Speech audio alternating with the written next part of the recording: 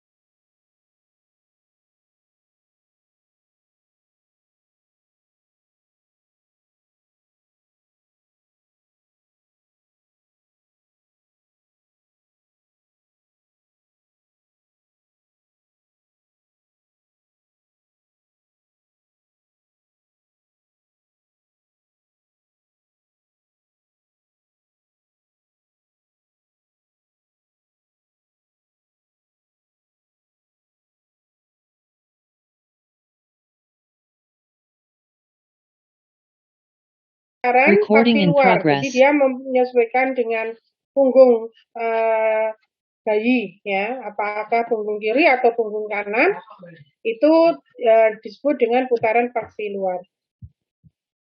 Nah, turunnya kepala nih.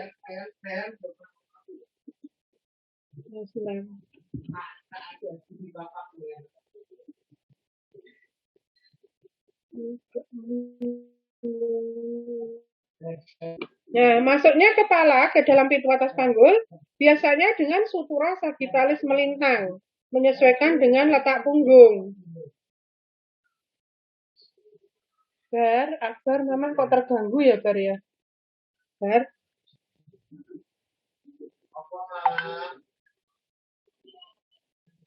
Masuknya kepala ke dalam pintu atas panggul biasanya dengan sutura sagittalis melintang. Sutura sagittalis itu bagian dari kepala janin, ya. Masih ingat nggak ya, saudara, dengan ini apa? Anatomi ya, anatomi kepala janin, ya.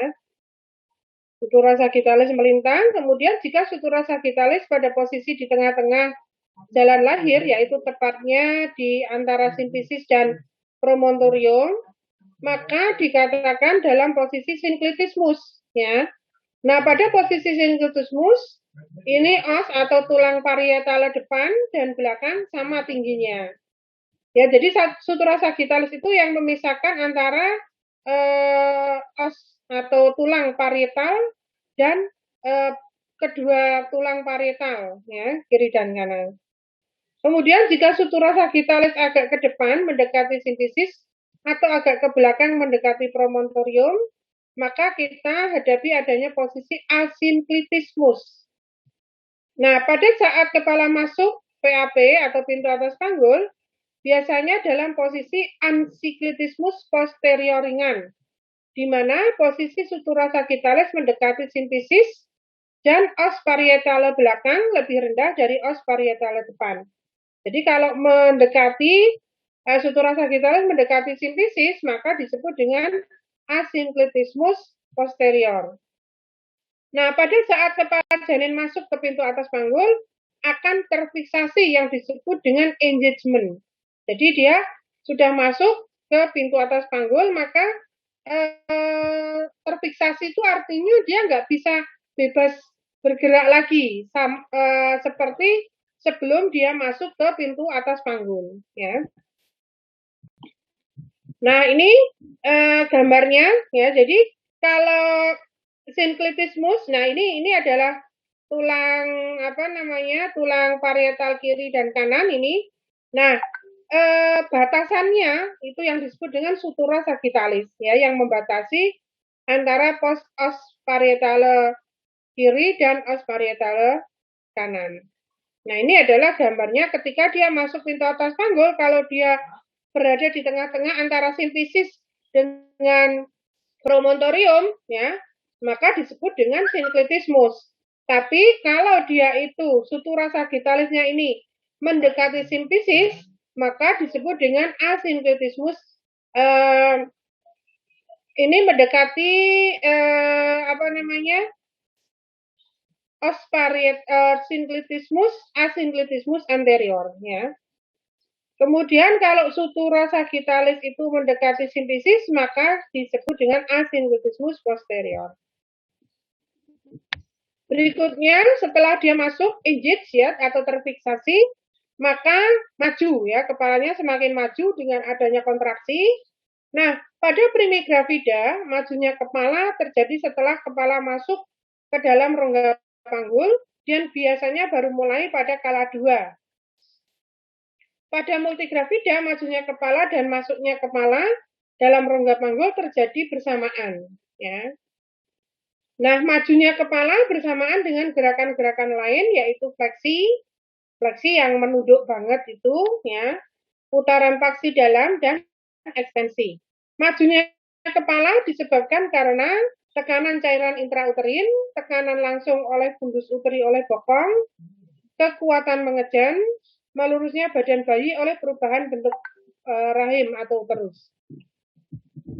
Berikutnya fleksi disebabkan karena janin didorong maju dan sebaliknya mendapat tahanan dari pinggir pintu atas panggul, serviks, dinding panggul, dan atau dasar panggul. Akibatnya akibat adanya dorongan di atas kepala janin menjadi fleksi karena momen yang menimbulkan fleksi lebih besar daripada momen yang menimbulkan defleksi. Sampai di dasar panggul, kepala janin berada dalam posisi fleksi maksimal.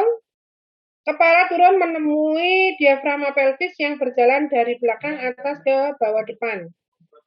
Akibat kombinasi elastisitas diafragma pelvis dan tekanan intrauterin yang disebabkan oleh his yang berulang-ulang, kepala mengadakan rotasi yang disebut dengan putaran paksi dalam. Jadi, dia akan melakukan putaran paksi dalam untuk menyesuaikan dengan sumbu panggul.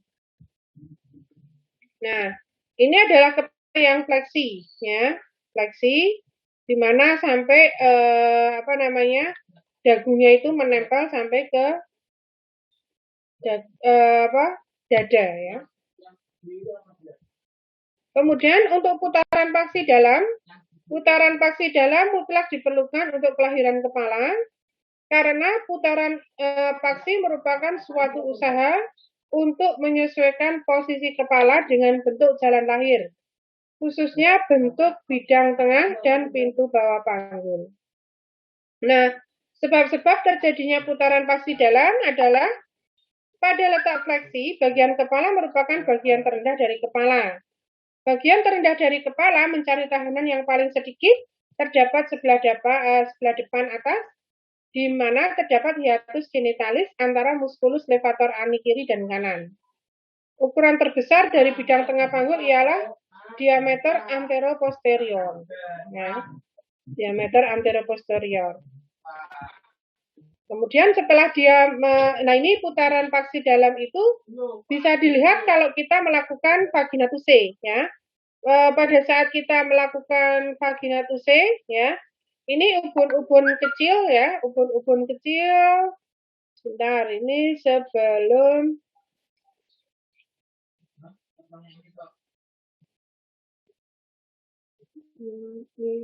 sebentar ini kepala janin, ya. Ini adalah kepala janin. Nah, ini yang disebut dengan sutura sagittalis ini, ya.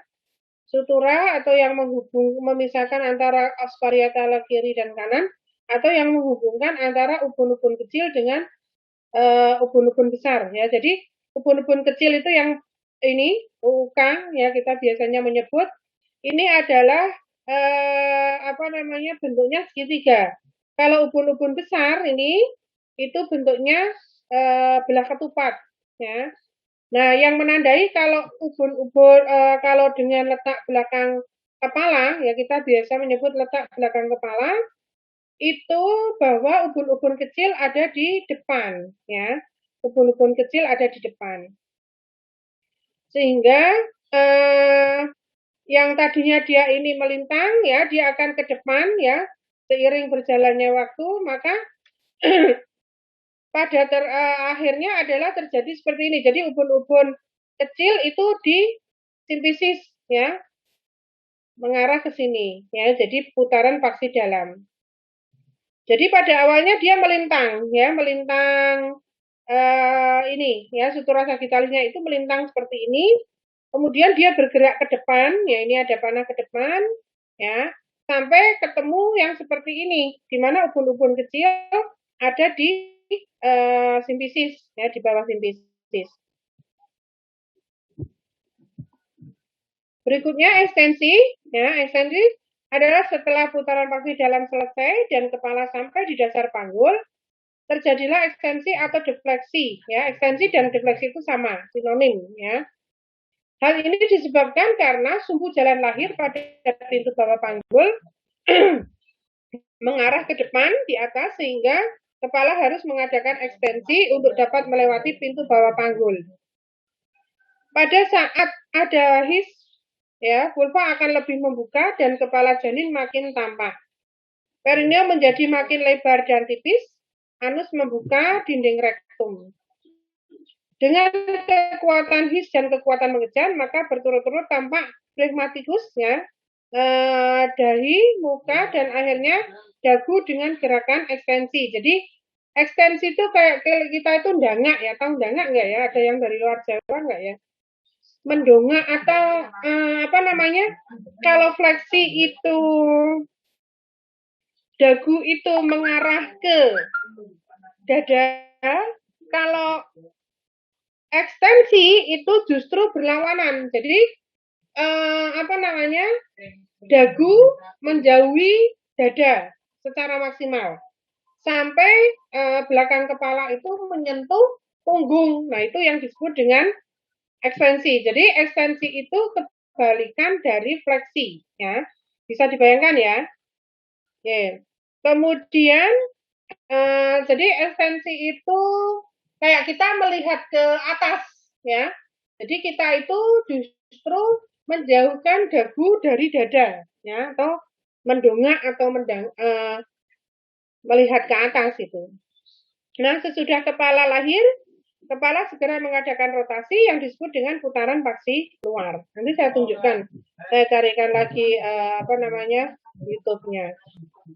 Nah, setelah ekstensi maka terjadi putaran paksi luar adalah gerakan kembali sebelum putaran paksi dalam terjadi untuk menyesuaikan kedudukan kepala dengan punggung janin. bahu melintasi pintu atas panggul dalam posisi miring. Ya. Di dalam rongga panggul, bahu akan menyesuaikan diri dengan bentuk panggul yang dilaluinya. Sehingga di dasar panggul, apabila telah dilahirkan bahu, akan berada dalam posisi depan belakang. Selanjutnya dilahirkan bahu depan terlebih dahulu, baru kemudian bahu belakang, kemudian bayi lahir seluruhnya atau ekspulsi namanya. Nah ini seperti ini mekanismenya ya. Dia ini yang disebut dengan defleksi atau ekstensi. Jadi dia kalau fleksi itu tadi masih ingat ya, dagunya itu menempel pada dagu, maka seiring berjalannya waktu ya karena dorongan dari ketuban, dorongan mengejan, dorongan dari his, maka dia akan keluar ke atas gini sehingga dia akan menjauhkan dagunya itu ketika keluar dari vulva, dia akan seperti melihat ke atas gitu ya, menjauhkan dari dada. Nah, seperti ini. Kemudian lahir ya, akan lahir ya seperti ini. Nah, setelah lahir kemudian karena awalnya ini kan tadinya dia berlawanan dengan punggung kan. Nah, ini yang disebut dengan putaran paksi luar menjadi seperti ini sejajar dengan punggung. Baru kemudian dia akan lahir ya, terjadi ekspulsi. Kita akan melakukan pertolongan persalinan setelah di sini. Ini bahu depan lahir ya, ditarik curam ke bawah, kemudian curam ke atas untuk bahu belakang yang dilahirkan.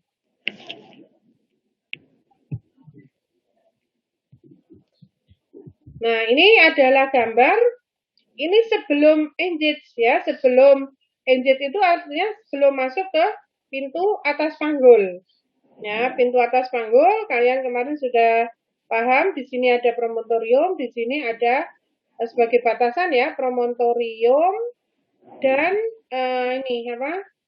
Simpisis. Ya, ini belum nih, ini belum masuk ke pintu atas panggul. Kemudian ini masuk, mulai masuk. Nah, ini mulai masuk dia. Kita lihat di sini ya simpisis dan ini adalah promontorium. Ya, dia fleksi itu benar-benar dagunya itu menempel di dada, ya. Kemudian dia turun, ya, turun atau descend ya istilahnya. Kemudian setelah dia turun atau descend, maka dia akan mengadakan rotasi. Yang tadinya dia arahnya seperti ini, ya, dia akan menyesuaikan dengan sumbu panggul, dia akan mengadakan rotasi putaran paksi dalam, ya. Kemudian baru menyesuaikan maju lagi, ada tahanan, setelah ada tahanan dia akan ini defleksi atau ekstensi, dia keluar nih. Sedikit demi sedikit dia mengarah ke atas, ya. Kemudian keluar seluruhnya, ya, keluar seluruhnya kepala bayi. Kemudian dia mengadakan putaran paksi luar di sini karena menyesuaikan dengan punggung janin. Nah, kemudian baru ekspulsi atau lahir seluruhnya. Baik, sampai di sini ada pertanyaan tentang mekanisme persalinan. Mungkin coba saya carikan lagi untuk YouTube-nya ya, yang kemarin ya, biar lebih paham. Alamatnya tak taruh mana ya kemarin.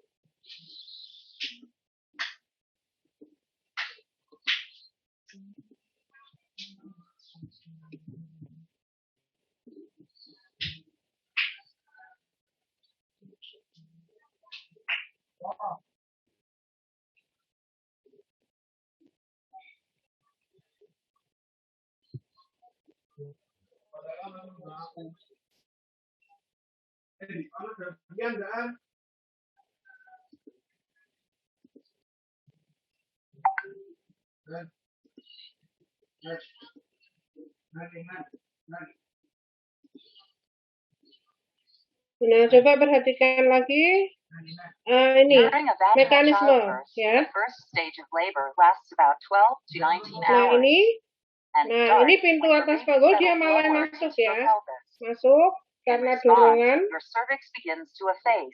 Ini serviknya menipis. During this time, you may feel strong, regular contractions occurring every 5 to 20 minutes, and lower back pain and cramping that doesn't go away. You may see a brownish or reddish mucus discharge, which could be the mucus plug at the opening of your cervix, falling out. Your water may break, which can either be a large gush of fluid or a continuous trickle. If you experience any of these symptoms, contact your doctor or midwife to see if you can go to the hospital. At the beginning of stage 2 of labor, which usually lasts from 20 minutes to 2 hours. Nah, ini masuk ke pintu atas panggul, ini mulai. Coba perhatikan, ini masuk ke pintu atas panggul. Ya, terus ini pintu masuk pintu atas panggul. Oke. Nah, dia ini fleksi, ya. Fleksi. Nah, ini putaran paksi luar, paksi dalam. Nah, dia ini muter. Nah, muter. Awas, ini dia siap-siap. Nah, ini karena dorongan aktif dari kontraksi. Oke. Nah, ini putaran paksi dalam. Dia muter, ya, muter, kemudian baru naik. Ya, dia mau masuk, ini croning, ya. Kelihatan ini sudah mau defleksi, ini ya.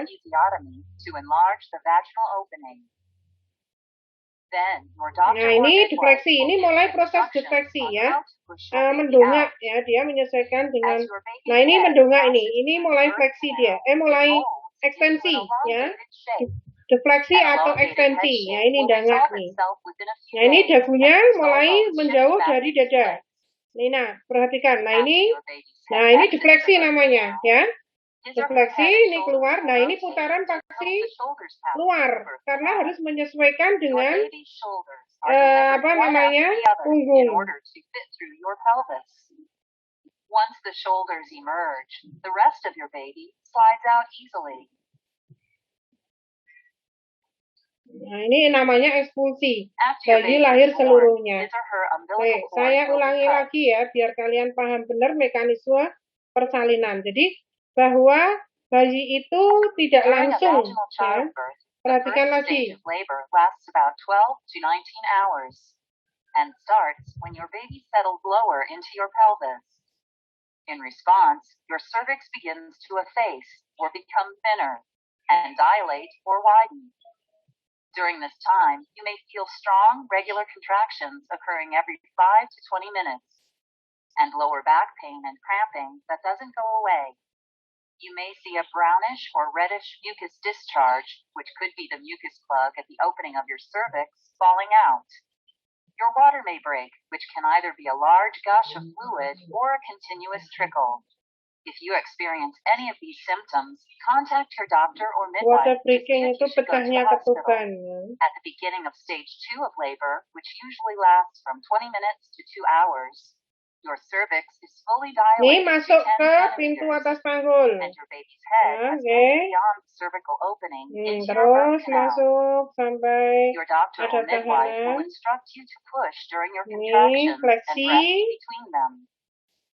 In a Nah, normal muter delivery, putaran your paksi baby's head dalam. will rotate to face your back. Ya, putaran paksi During dalam. active Terus labor, maksimal your sudah. uterus is divided into an active segment that contracts, pushing the baby downward, and a flexible passive segment that remains relaxed, stretching to provide Putaran more paksi room for the dalam. baby to Nah, pass ini through. proses mau ke defleksi When the top of your atau baby's head ekstensi. appears, or crowns, your doctor may make a small cut called an episiotomy to enlarge the vaginal opening.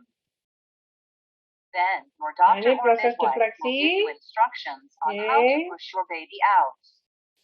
As your baby's head passes through the birth canal, it molds into an elongated shape.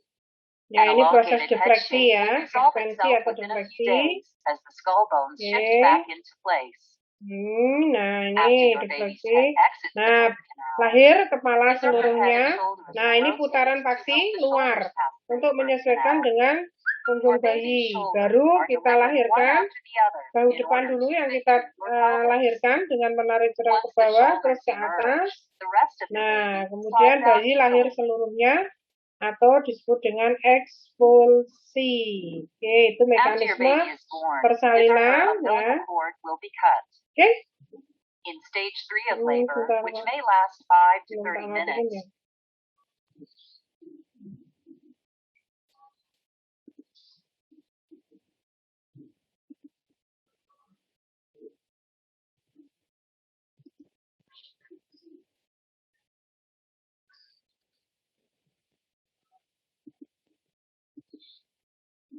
Oke, sampai di sini ada pertanyaan tentang mekanisme persalinan. Ada gambaran ya, Nak ya?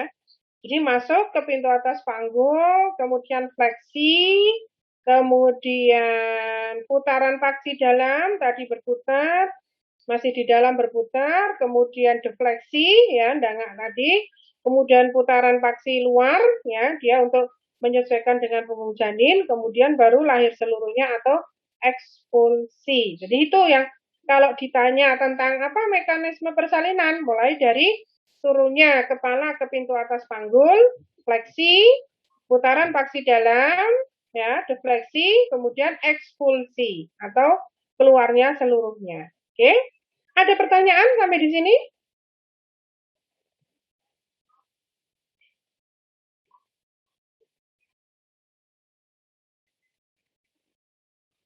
Meskipun kita daring, tolong benar-benar diperhatikan ya, karena itu sangat penting ya, sangat penting untuk kita paham tentang persalinan ya.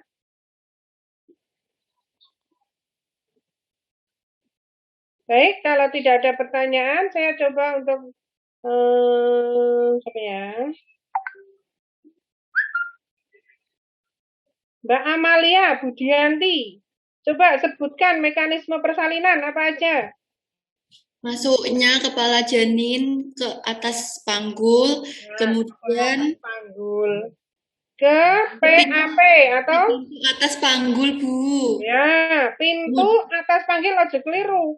Atas panggul berarti di luar ya. Terus Ya, kemudian majunya kepala janin, kemudian fleksi kepala janin sampai ke dagunya situ, Bu. Terus putaran fleksi dalam, kemudian ekstensi, kemudian putaran paksi luar.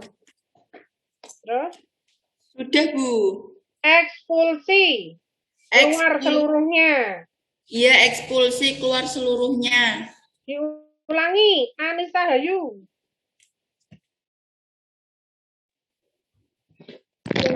Masuknya kepala janin dalam PAP, lalu majunya kepala janin, ketiga fleksi atau dagunya menempel sampai dada, yang keempat putaran paksi dalam, yang kelima ekstensi atau dagu itu menjauhi dada sampai kepala belakang ini menyentuh punggung.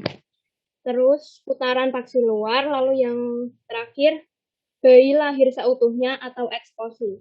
Ya, pinter ya. Jadi Itu kalau ditanya tentang mekanisme persalinan ya seperti itu jalannya. Dan saya kira dengan video tadi sudah menjelaskan, artinya betul-betul kamu paham apa yang terjadi di dalam rahim itu ketika bayi itu akan lahirnya. Oke. Berikutnya kok sini tuh. Saya lanjutkan lagi.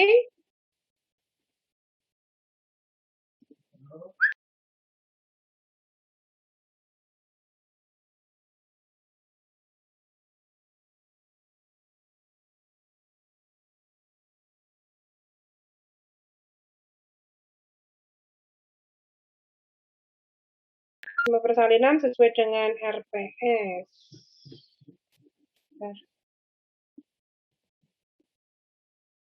Oke. 5 benang merah persalinan. Ya, kenapa kok ada 5 benang merah itu apa sih yang gitu ya? Jadi ketika kita itu melakukan pertolongan persalinan atau asuhan persalinan ya, dan kehadiran bayi istilahnya, ada 5 benang merah ya, 5 benang merah. Yang pertama adalah membuat keputusan klinik ya. Ya, jadi di sini ada 5 benang merah. Jadi yang menghubungkan satu dengan yang lain atau apa ya?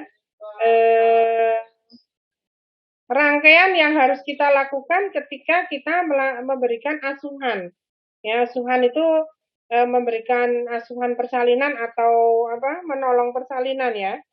Yang pertama keputusan klinik, kemudian asuhan sayang ibu dan sayang bayi, pencegahan infeksi, rekam medis asuhan persalinan atau pencatatan, kemudian melakukan rujukan ya. Kalau melakukan rujukan ini tidak harus kita lakukan, tergantung dari keputusan klinik kita apa. Apakah kita tetap melanjutkan untuk menolong persalinan atau ada sesuatu hal yang perlu dilakukan rujukan ya. Saya kira rujukan itu bukan hal yang asing ya bagi kalian kan semester 3 ya.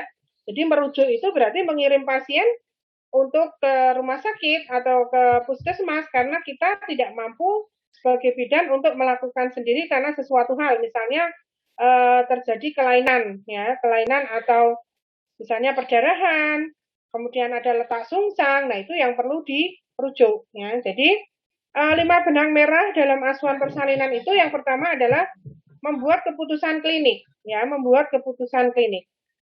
Nah, membuat keputusan merupakan proses yang menentukan untuk menyelesaikan masalah dan menentukan asuhan yang diperlukan oleh pasien.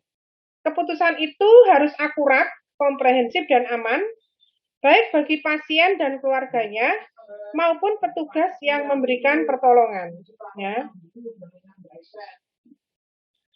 Ya, jadi jadi kita itu harus bisa menentukan sikap kita, ya, membuat keputusan klinik.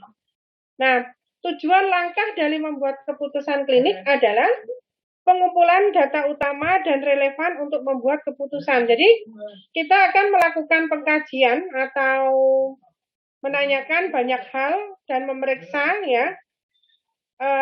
Jadi kita mengumpulkan atau pengkajian itu mengumpulkan data subjektif ya dengan menanyakan banyak hal kepada pasien, kemudian mengumpulkan data objektif dengan melakukan pemeriksaan fisik ya dari ujung rambut sampai ujung kaki, kemudian kita melakukan pemeriksaan penunjang ya jika memang itu diperlukan. Nah, dari hasil pengkajian, dari pengumpulan data itu, maka kita lakukan yang disebut dengan menginterpretasikan data. Ya, menginterpretasikan data itu menganalisa data, apakah ada hal-hal yang menyimpang dari yang normal, ya, menyimpang dari yang normal. Dan mengidentifikasi masalah, apakah ada masalah-masalah yang perlu dilakukan rujukan atau tidak ada sama sekali sehingga memungkinkan kita untuk tetap melanjutkan asuhan.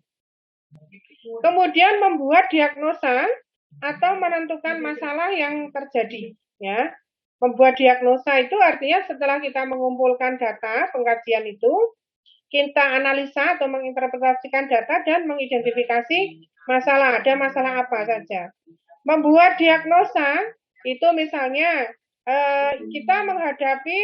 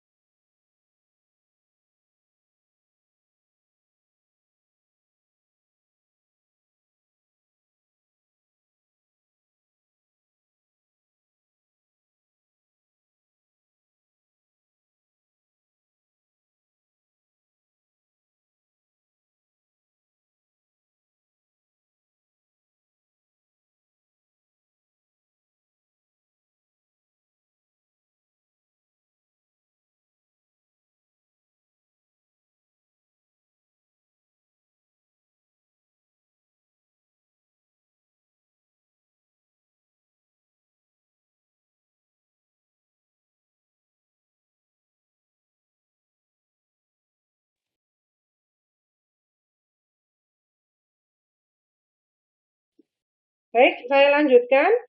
Jadi membuat diagnosa, misalnya kita berhadapan pada pasien dari hasil pengkajian, kita mendapatkan ada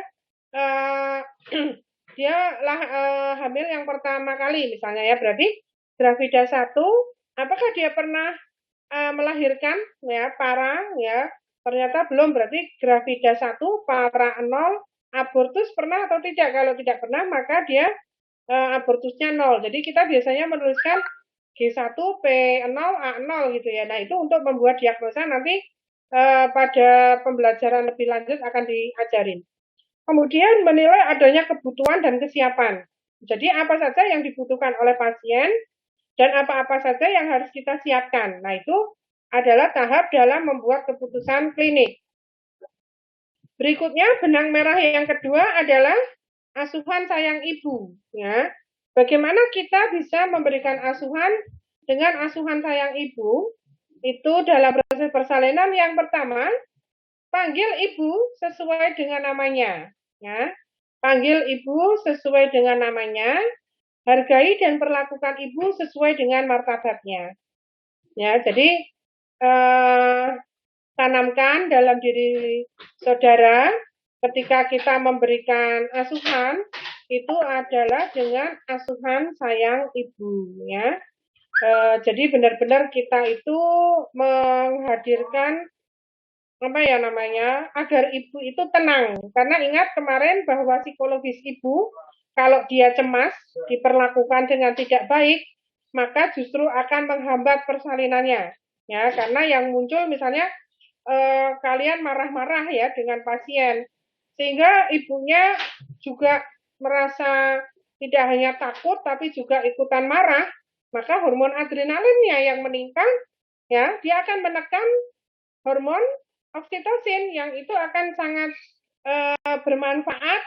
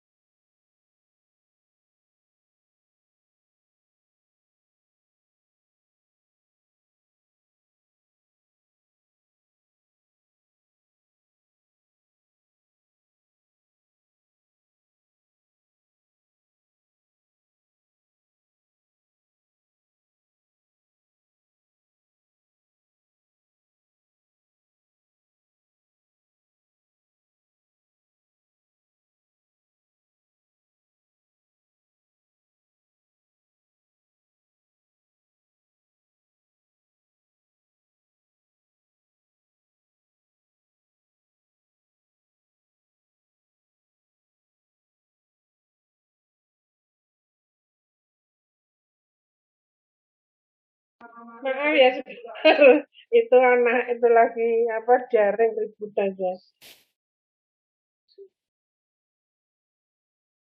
Baik, saya lanjutkan. Jadi kalau kalian membuat ibunya marah, membuat ibunya cemas, maka akan mengakibatkan justru persalinannya akan terhambat karena kontraksi uterusnya menjadi jelek ya. bisa terjadi yang namanya nanti partes lama, partes macet gitu ya. Jadi penting kalau dipanggil dengan nama itu berarti menghargai ya, artinya kita mendekatkan diri atau apa ya istilahnya, kita bisa akrab dengan pasien itu, pasien akan merasa luar biasa ya, karena merasa diperhatikan gitu. Kemudian jelaskan semua asuhan dan perawatan kepada ibu sebelum memulai asuhan. Jadi ketika ibu datang pertama kali, ya kita harus memperkenalkan diri. Ibu, saya Bidan Ida Arianti yang akan menolong ibu nanti selama perawatan di sini, dan insya Allah nanti ibu dan bayi bisa lahir dengan selamat. Nah, kita berdoa sama-sama ya Bu, agar semuanya lancar. Intinya kamu komunikasi, kemarin kan kayaknya sudah diajari ya, tentang komunikasi efektif ya, yang di semester sebelumnya ya. Nah, itu digunakan untuk memberikan asuhan sayang ibu, ya. Komunikasi itu penting sekali, ya. Karena dari komunikasilah, misalnya, kalian memberikan pelayanan, tetapi nada suara saudara itu keras misalnya, nah itu akan menimbulkan persepsi yang berbeda. Padahal mungkin maksud saudara adalah baik, misalnya, Ibu, ini silakan diminum dulu. Bu, diminum, Bu. Nah, kan beda ya dengan sama tujuannya untuk menyuruh ibu minum, tetapi dengan kalimat yang berbeda akan ditangkap berbeda pula, ya dikiranya, Bu minum ya Bu, misalnya gitu ya, seolah-olah bedanya ini apa marah-marah atau gimana, pasti ibunya akan berpikir gitu. Tapi kalau Bu, silakan diminum ya Bu, nah beda. Nah, itulah gunanya kenapa kok kalian harus mempelajari tentang komunikasi efektif, ya, komunikasi efektif. Komunikasi dan konseling kalau nggak salah ya mata kuliahnya ya. Nah, kemudian jelaskan proses persalinan. Jadi biasanya akan sering ditanyakan si ibu itu tentang jam berapa Bu Bidan nanti lahirnya, kapan ini lahirnya Bu Bidan bayi saya. Itu pertanyaan yang akan diulang-ulang oleh ibu. Sehingga ketika menjelaskan hal tersebut kalian juga harus bijak. Ya, Ibu, ini nanti proses persalinannya akan lancar kalau ibu nanti bisa kuat mengejan. Makanya ibu makan dan minum dengan cukup, ya. Kemudian proses persalinan ini akan juga tergantung juga dari kontraksi uterus atau kencang-kencangnya ini. Kalau kencangnya teratur, maka insya Allah lahirnya cepat. Tapi kalau misalnya lambat, ya bisa saja terjadi keterlambatan. Jadi ibu nggak usah cemas, misalnya gitu ya. Jadi ibunya itu diberikan ketenangan ya di dalam menghadapi persalinan ini. Karena kalau kita ibu memang secara teori ya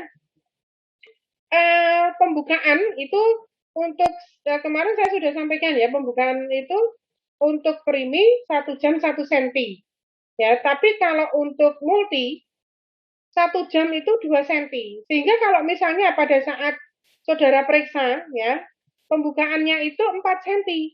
Berarti kalau primi 6 jam lagi, misalnya sekarang jam 9, ditambah 6 jam lagi, berarti nanti jam 3, Bu. Nggak usah kita memberikan kepastian jam, karena tergantung kontraksi tadi. Sehingga kita harus bijak aja, Bu. Kalau kontraksinya bagus, insya Allah cepat. Gitu ya. Nah, itu disebutkan atau dijelaskan tentang proses persalinan seperti itu.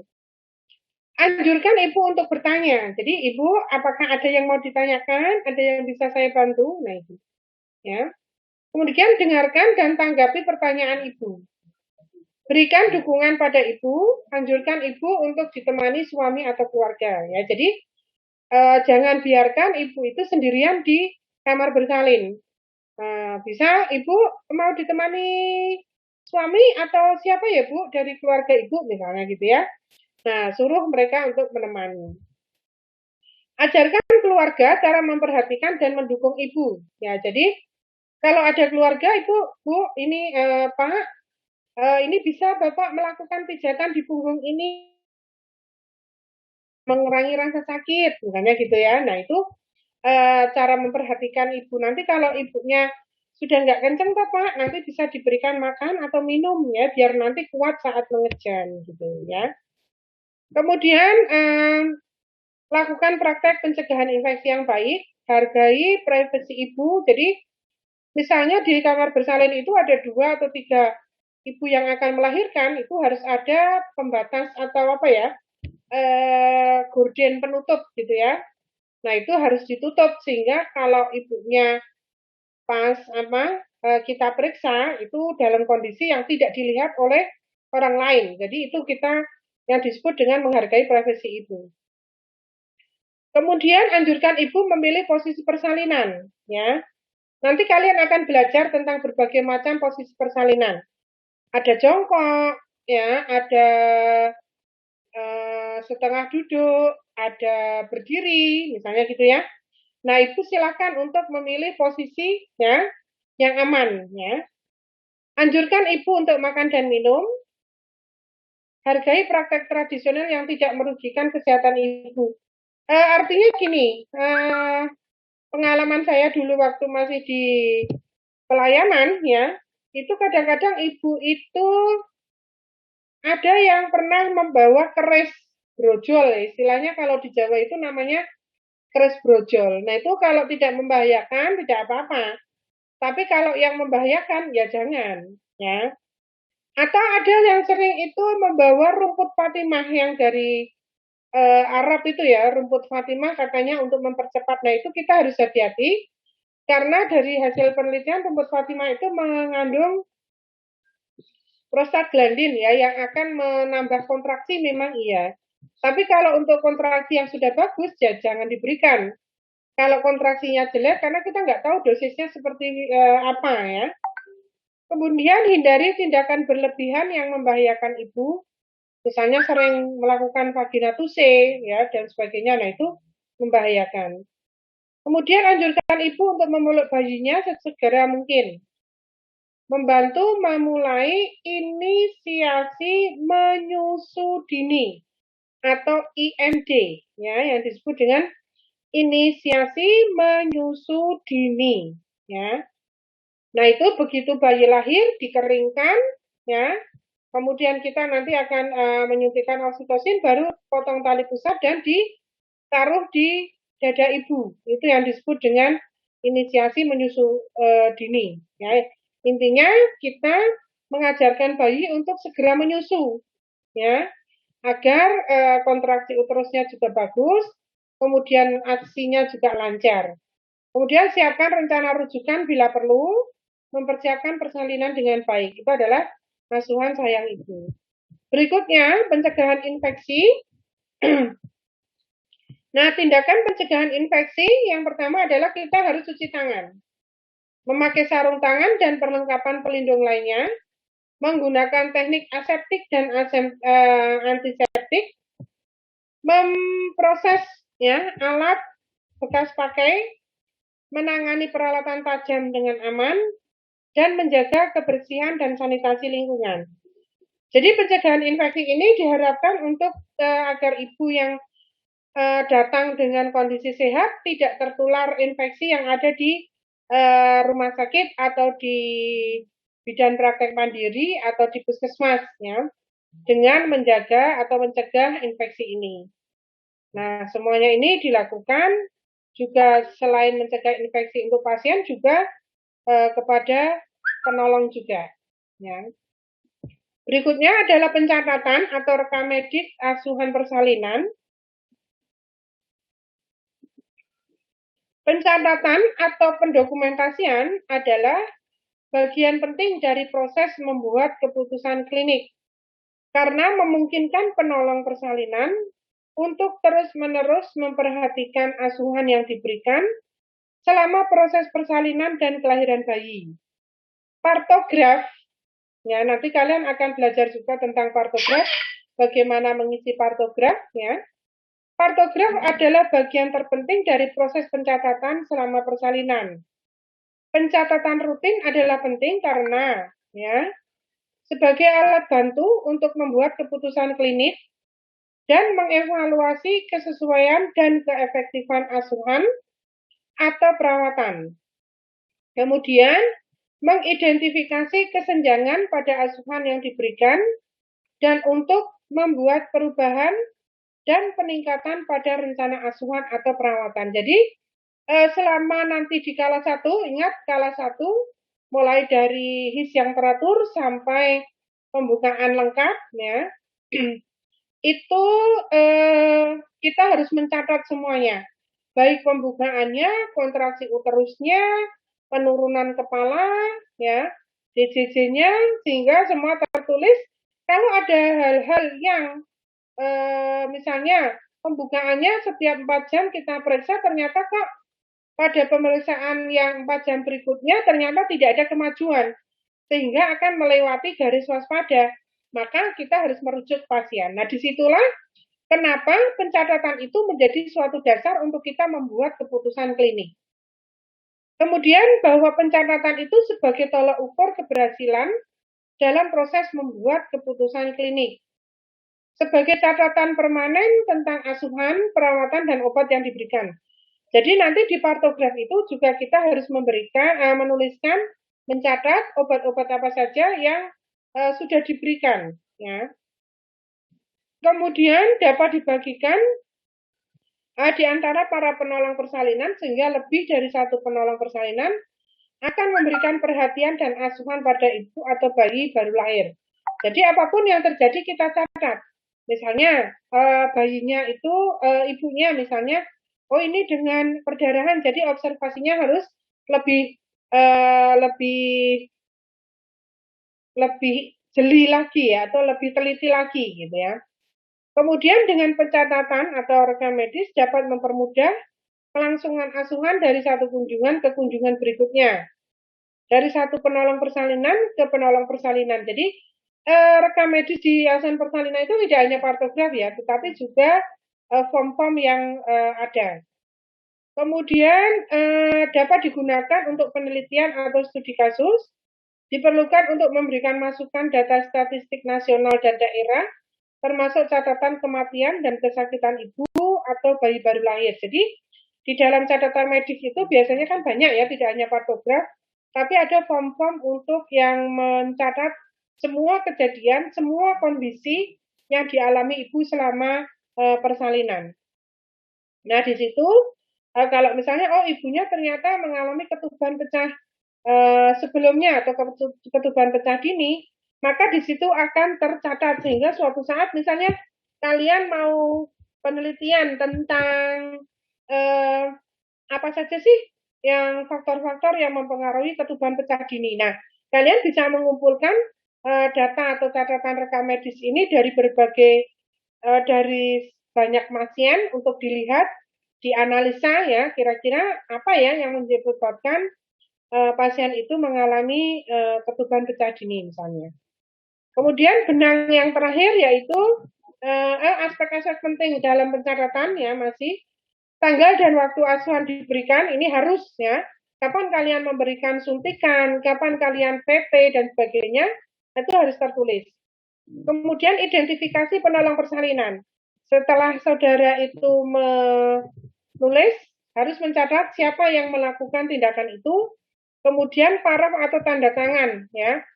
Yang melakukan infus, misalnya memasang infus NaCl misalnya ya. Saya Ida Arianti tulis, kemudian tanda tangan atau paraf. Mencakup informasi yang berkaitan dengan tepat, dicatat dengan jelas dan dapat dibaca. Ingat tulisannya jangan yang jelek sehingga susah dibaca ya. Seperti halnya dokter itu karena banyak yang diobati, mungkin kadang tulisannya agak jelas, tapi kita jangan. Ya karena kalau kita menulis yang susah dibaca, bisa terjadi kesalahan ya. Misalnya menuliskan obat ternyata salah ya. Susah untuk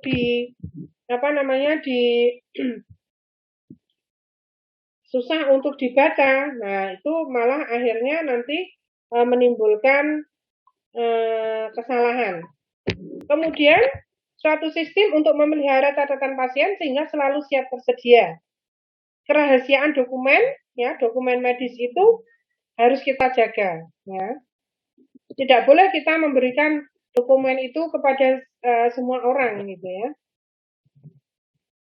Kemudian ibu harus diberikan salinan catatan klinik antenatal, ya, dokumen-dokumen rujukan dan lain-lain, beserta panduan yang jelas mengenai maksud dari dokumen itu. Biasanya dokumen itu misalnya kayak buku KIA misalnya ya, di situ dituliskan kapan periksa, hasil pemeriksaannya seperti apa, nah itu dijelaskan. Kemudian kapan harus dibawa, ya.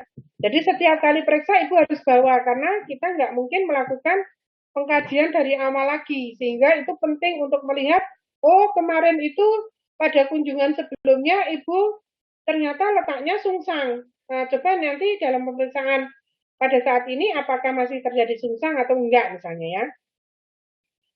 Kemudian kepada siapa harus diberikan ya, kepada pasien atau keluarga pasien gitu ya. Kemudian bagaimana menyimpan dan mengamankannya, baik di rumah atau selama perjalanan ke tempat rujukan. Karena itu penting ya, jangan sampai hilang dokumen-dokumen itu. Beberapa hal yang perlu diingat, catat semua data, hasil pemeriksaan, diagnosa, obat-obatan, asuhan atau perawatan, dan lain-lain. Jika tidak dicatat, maka dianggap bahwa asuhan tersebut tidak pernah dilakukan. Jadi catatan medis ini yang perlu kalian ketahui adalah bahwa itu berkekuatan hukum. Seandainya terjadi, pasien meninggal ketika dirujuk.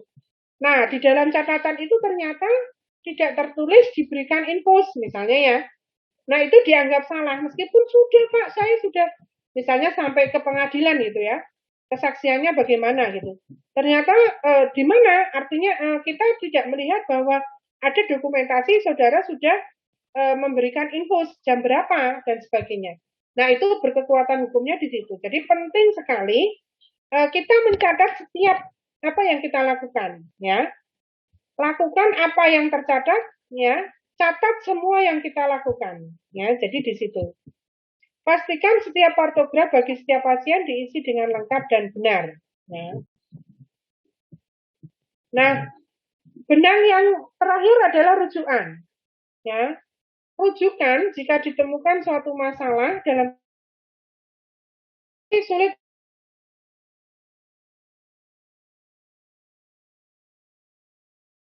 penundaan dalam membuat keputusan dan rujukan memadai, sehingga dapat menyebabkan tingginya angka kematian ibu. Rujukan tepat waktu merupakan bagian dari asuhan sayang ibu dan menunjang terwujudnya program Safe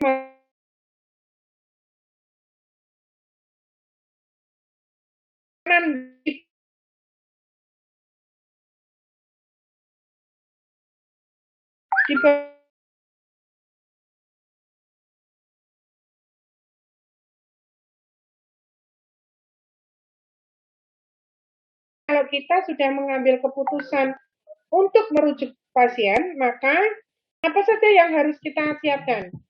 Nah, ini akronimnya, bidan, ya. Bakso kuda, ya, akronimnya itu. B itu bidan, pastikan bahwa ibu dan bayi baru lahir didampingi oleh penolong persalinan yang kompeten untuk melaksanakan gawat darurat obstetri dan bayi baru lahir untuk dibawa ke fasilitas rujukan. Jadi ketika merujuk pasien, harus kita dampingi sebagai seorang bidan. Berikutnya, membawa alat, ya, A atau alat. Bawa perlengkapan dan alat-alat untuk asuhan persalinan. Masa nifas dan BPL, ya. Misalnya tabung suntik, selang infus, alat resusitasi, dan lain-lain, bersama ke tempat rujukan. Perlengkapan dan bahan-bahan tersebut mungkin diperlukan jika ibu melahirkan dalam perjalanan ke fasilitas rujukan. Jadi tergantung yang kita rujuk itu siapa. Kalau yang kita rujuk ibu bersalin, mungkin bisa saja dia lahir di jalan, sehingga kita harus membawa partus set atau alat-alat yang diperlukan untuk partus atau persalinan. Kemudian jangan lupa membawa keluarga. Beritahu ibu dan keluarga mengenai kondisi terakhir ibu dan bayi dan mengapa ibu dan bayi perlu dirujuk. Jelaskan pada mereka alasan dan tujuan merujuk ibu ke fasilitas rujukan tersebut. Misalnya, pasien setelah kita tolong ternyata mengalami perdarahan hebat. Maka kita harus menjelaskan ke keluarga pasien, Pak, ini ibu mengalami perdarahan hebat sehingga kita harus merujuk ke rumah sakit ya. Nah, itu dijelaskan ya. Berikutnya surat ya, berikan surat rujukan atau keterangan rujukan ke tempat rujukan. Surat ini memberikan identifikasi mengenai ibu dan bayi baru lahir, cantumkan alasan rujukan dan uraikan hasil penyakit, asuhan atau obat-obatan yang diterima ibu dan bayi baru lahir. Jadi nanti ketika kita merujuk, kalian harus menuliskan di surat rujukan itu ya nama ibu, kemudian apa yang sudah dilakukan, misalnya sudah diberikan infus, kemudian oksitosin dan sebagainya, itu semuanya dituliskan. Kemudian O ya atau obat. Ya, jadi akronimnya itu bakso kuda ya. O obat, bawa obat-obat esensial pada saat mengantar ibu ke fasilitas rujukan. Kemudian K atau kendaraan, siapkan kendaraan ya yang paling memungkinkan untuk merujuk ibu dalam kondisi cukup nyaman. Ya, kalau dulu itu sering saya itu menerima rujukan itu pasiennya misalnya karena perdarahan, plasentanya belum lahir, kemudian dirujuk ke rumah bersalin tempat saya bekerja gitu ya. Kadang-kadang saya sering melihat ibunya itu dirujuk dengan ini apa? Kolbak terbuka itu loh yang untuk mengangkut pasir itu ya. Apa namanya itu ya? Nah itu jadi kendaraannya seadanya karena di desa ya itu kadang-kadang seadanya aja yang mereka pakai ya. Ada becak, ya becak ada. Nah tapi sebetulnya harusnya ibu dalam kondisi yang nyaman ya. Makanya sekarang ini apa namanya di desa itu biasanya ada yang disebut dengan ambulan desa ya. Jadi siapa yang punya mobil itu bersiap-siap untuk nanti seandainya ada ibu yang melahirkan harus dirujuk, itu menggunakan mobilnya siapa. Jadi istilahnya itu adalah ambulan desa ya. Jadi dari mengidentifikasi warga yang punya mobil ya untuk bisa digunakan atau dimintai tolong untuk merujuk. Kemudian uang ya U. Ingatkan keluarga untuk membawa uang ya dalam jumlah yang cukup untuk membeli obat-obatan yang diperlukan dan bahan-bahan kesehatan lainnya selama ibu dan bayi di fasilitas rujukan. Kemudian darah dan doa. Persiapan darah baik dari anggota keluarga maupun kerabat sebagai persiapan jika terjadi penyulit, misalnya butuh transfusi darah gitu ya. Kalau kita sudah membawa keluarga, maka persiapan untuk darah itu bisa. Ya, jadi akronimnya adalah bakso kuda. Bakso ya, B bidan, A alat ya, K kendaraan apa tadi? Hanya apa tadi? Keluarga, Bu. Keluarga, terus S surat, O obat, K lagi kendaraan, U uang, dan darah dan doa. Ya, itu adalah apa yang harus kita persiapkan untuk rujukan ya dengan bakso kuda. Kemudian kesimpulannya, persalinan adalah proses pengeluaran hasil konsepsi yang telah cukup bulan atau dapat hidup di luar kandungan melalui jalan lahir atau dengan bantuan tanpa bantuan. Macam-macam persalinan terdiri dari, nah ini yang semuanya yang sudah saya sampaikan ya. Baik, untuk apa namanya hari ini sesuai dengan RPS-nya sudah jadi saya berikan belum ya? Oh, saya lupa ya. Halo? Siapa? Anunya apa? Apa namanya? RPS-nya sudah belum? Oh, ini. Ya, materinya belum. Soalnya ini baru dibuatkan rumah untuk healthy ya. Kemarin sudah dapat ini kan apa namanya healthy ya, maksudnya sudah familiar ya dengan healthy ya. Kemarin masih dibuatkan rumahnya dulu. Jadi kita belum bisa memasukkan ke materinya. Oke, RPS sudah, berarti sesuai dengan RPS saya sudah selesai untuk yang pertemuan pertama ya. Berikutnya Bu Heni, silakan nanti dari Sipen, ya mau bilang Sipen kok angel banget ya dari tadi. Sipen untuk menghubungi Bu Heni untuk materi yang selanjutnya. Hari ini sampai jam berapa kalau persalinan?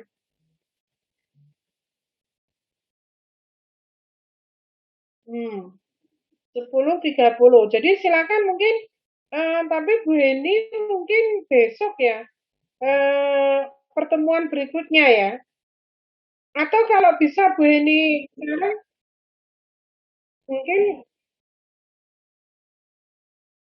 akan diisi Bu Heni jam 1. Oke, siap. Baik, jadi untuk saya sudah cukup. Mungkin ada pertanyaan terkait dengan apa yang saya sampaikan dari awal sampai akhir? Saya ingin bertanya, Bu. Ya, silakan Mbak Esther. Tadi kan di asuhan sayang ibu terdapat poin yang anjurkan ibu untuk memilih posisi yang nyaman. Nah, kalau misalkan bayinya itu sungsang, apakah kita juga harus menanyakan kepada ibu untuk memilih posisi yang nyaman? Ya. Terima kasih, Bu. Ya, baik. Bagus pertanyaannya. Jadi pada posisi sungsang sama aja. Ya, jadi tetap kita minta ibu untuk memilih posisi yang nyaman. Ya, yang penting tidak terlentang. Ya, yang nggak boleh terlentang karena kalau terlentang itu akan menyebabkan tekanan pada vena cava inferior sehingga akan menghambat suplai oksigen ke janin. Itu yang nggak boleh terlentang. Tapi untuk posisi miring ke kiri, setengah duduk, mau berdiri, mau jongkok, boleh.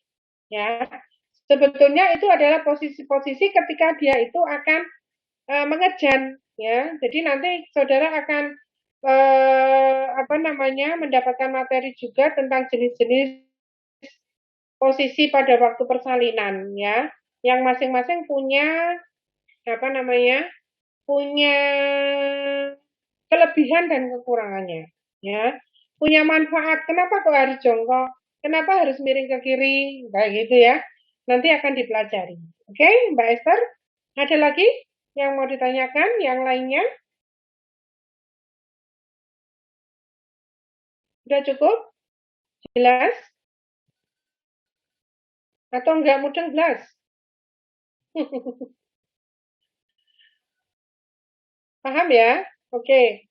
Baik, kalau sudah paham, kita akhiri untuk hari ini. Mungkin kita akan ketemu lagi di pertemuan selanjutnya. Ya, silakan nanti Mbak Hanifah Nur selaku Sipen untuk menghubungi dosen-dosen siapa yang kemarin di RTS sudah saya cantumkan.